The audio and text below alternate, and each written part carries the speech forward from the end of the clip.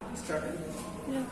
MNC is a company that owns or controls production is more than one nation.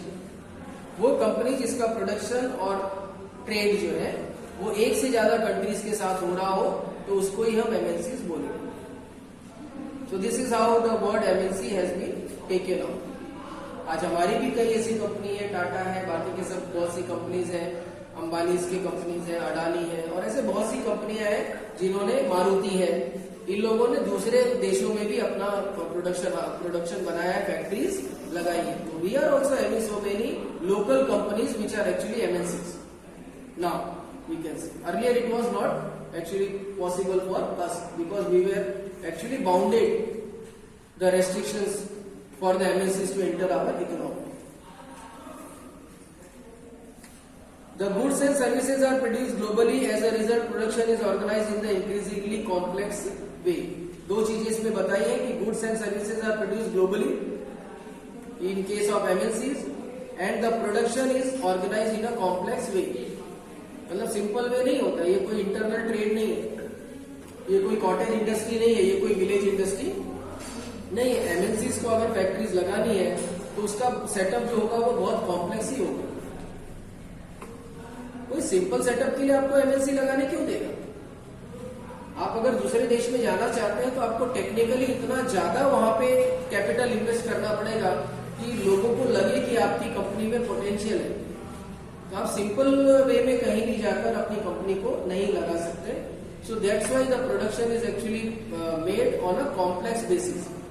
बहुत सारी मशीनें होंगी, बहुत सारा डिपार्टमेंट होगा, अलग अलग डिपार्टमेंट में अलग अलग टाइप का प्रोडक्शन होगा, अलग अलग टाइप के प्रोडक्शन के बेस पर आपका फाइनल प्रोडक्ट तैयार होगा. इसीलिए ऑटोमोबाइल्स हैं, केमिकल फैक्ट्रीज हैं और ज्यादा करके तो ऑटोमोबाइल फैक्ट्री ही जब सबसे ज्यादा हम एमएनसीज में पता पाते हैं. मेडिसिनल है, फिर और भी दूसरी सब कंपनीज हैं एमएनसीज जो ज्यादा करके टेक्नोलॉजी को सर्व करती है.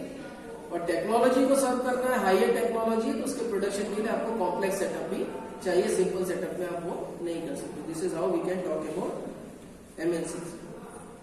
Then we have interlinking production across countries. In general MNCs set up production where it is close to the market. कहां पर वो प्रोडक्शन ज्यादा करके लगाएंगे? जहां मार्केट उनका नजदीक है, क्योंकि आसानी से वो उनका प्रोडक्ट मार्केट में चला जाएगा. Where there is skilled and unskilled labor available at low cost. दूसरा क्या उनको देखना होता है कि जो उनको लेबर चाहिए वो स्किल्ड भी हो, अनस्किल्ड भी हो, लेकिन लो कॉस्ट पर मिल सके. Where the availability of other factors of production is assured. And what are the other factor of production?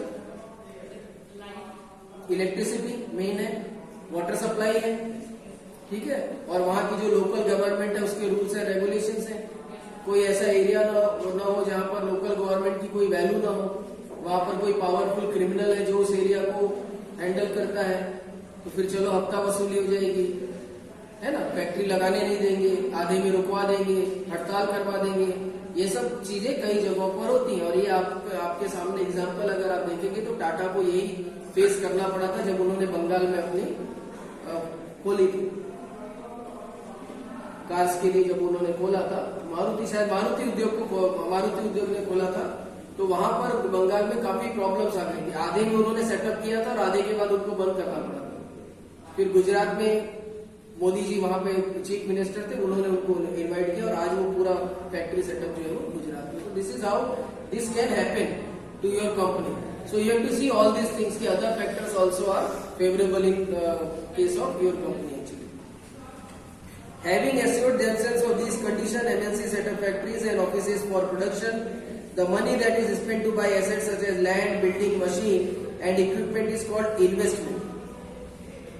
It is called investment. You know that whatever you are investing, whatever you are spending to set up your business, जिसके base पर आपका business चलेगा, उसको आप capital बोलिए या investment बोलिए, दोनों मतलब एक ही है. And this is called foreign investment.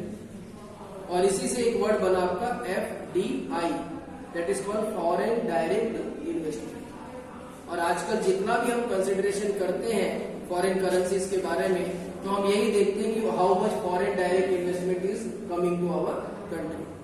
उस पर ही डिस्कशन होता है कि लास्ट ईयर हमें कितना FDI मिला, क्यों कम मिला, क्या रीजन है कि नहीं आया, ज्यादा कैसे किया जा सकता है, ज्यादा से ज्यादा फॉरेन कंपनीज को कैसे अट्रैक्ट किया जा सकता है। At times MNC set up production jointly with some of the local companies. कई जगह पे ऐसा भी होता है कि हमारी जैसे मारुति सुजुकी थी, हीरो होंडा थी, अब अलग अलग हो गई, मारुति सुजुकी हीरो होंडा अलग हो गई। ऐसे अभी बहुत सारे, कावासाकी बजाज थी तो बजाज अब अलग हो गई। ऐसी कई और कंपनी है जो अभी भी मर्ज है, एक फॉरेन कंपनी है और एक हम लोग हैं। अगर आप इंश्योरेंस सेक्टर में जाएंगे तो ऐसी बहुत सी कंपनी आपको मिल जाएगी जिसमें एक फॉरेन कंपनी है और एक हमारे इंडियन कंपनी। तो ये भी होता है कि हमारी इंडियन कंपनी के साथ वो लोग वो डील कर लेते हैं और वो दोनों मिलकर फिर अपना प्रोडक्शन तैयार करते हैं, तो उनको उतना ज्यादा यहाँ पर प्रॉब्लम नहीं होती। जो कंपनी यहाँ की है उसने ऑलरेडी सेटअप बिठाया हुआ है, उसके पास ऑलरेडी सारा फैक्टर ऑफ प्रोडक्शन का जो स्टेटिस्टिक है, फैक्टर ऑफ प्रोडक्शन का जो भी उसके पास सेटअप है वो पूरा है।